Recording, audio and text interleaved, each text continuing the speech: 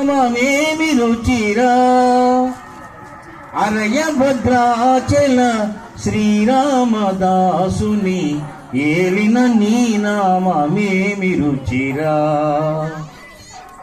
సదాశివుడు నిన్ను సదా స్మరించే సదానంద నీ నామమేమి రుచిరా.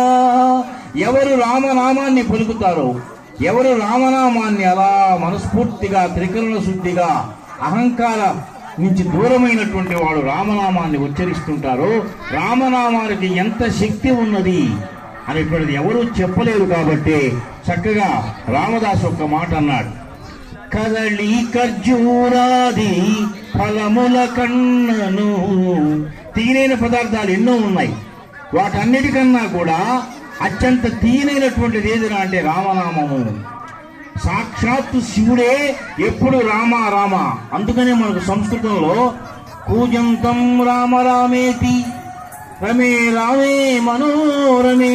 కూజంతం రామ రామేతి మధురం మధురాక్షరం ఆరుహ్య కవితా శాఖం వందే వాల్మీకి కోకిలం.